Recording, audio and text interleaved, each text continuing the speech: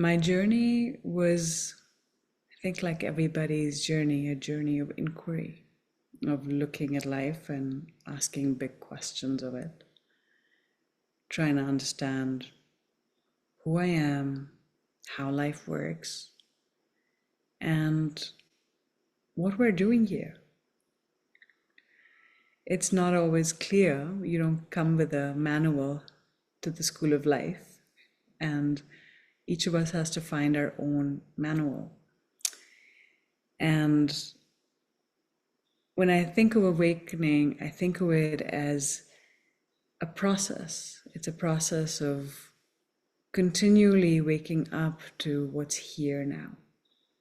And we use the word in the West, we use that word often to mean that we glimpse our true nature. We recognize who we are beyond our personality, beyond our constructs, beyond our thoughts, our emotions, our body sensations, and we have a taste, just a taste of something deeper than that, that is constant, unchanging, profound, loving, warm. And I think my first experience of that was as a child, and I had no idea, in words, I didn't know it as such. But I've had this sense of all pervasive beauty in connection with the everything, right? I remember being a child and playing by the river and feeling grace, what I can recognize as grace. I remember being a teenager and making music, and the prompt was improvise, and I barely knew how to play the piano. But the permission to innovate, to improvise, gave me wings, and I recognized that at some point it wasn't me playing the music, it was the music playing me. And I didn't know how my fingers were doing what they were doing, but they were, right? And as I grew up, I remember moments through university where I would just lie on the grass and feel the magnificence of being alive, right? But the first glimpse, first recognition of my own true nature as that grace happened in my late 20s, I want to say.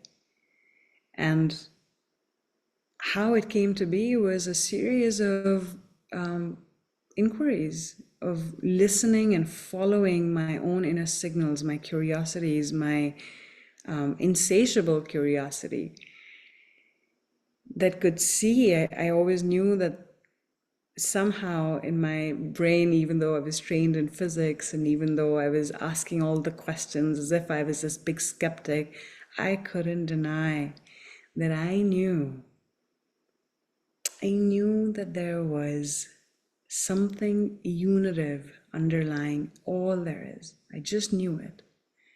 When I was a kid, I wanted to grow up and be Krishna. That was, there was this call towards grace always. And I didn't recognize it until all the questions that I was asking of everybody else, of teachers, of, science, of the nature of reality, sort of started to fall apart, and I had to sit and get quiet. And I started to find myself smiling with eyes closed, sitting quietly and looking, just looking. And it didn't take long. It wasn't hours of meditation, maybe 15 minutes here, maybe 5 minutes there, maybe sitting at my lunch break, feeling the nature of all things. And there was a very clear moment of recognition that lasted maybe a few months, where I was just floating as this big love, able to include everything that was happening as that grace. And it left me with this very unshakable understanding, standing under, quite literally, that it's always what I had imagined it would be. There is no separation, there's no other. Just a big deep silence, all pervasive grace underlying all things. My deepest fears and yours, my deepest pain and yours. Yeah. And since then, there's been forgetting and remembering. There's been deepening and opening, right? And it's a continual process. So I like to think of awakening as, how awake am I in this moment? Like, what am I awake to? How am I showing up to life? How receptive am I to grace in this moment? Where am I navigating from? Right? Am I navigating from the remembering, or am I navigating from the forgetting? Yeah.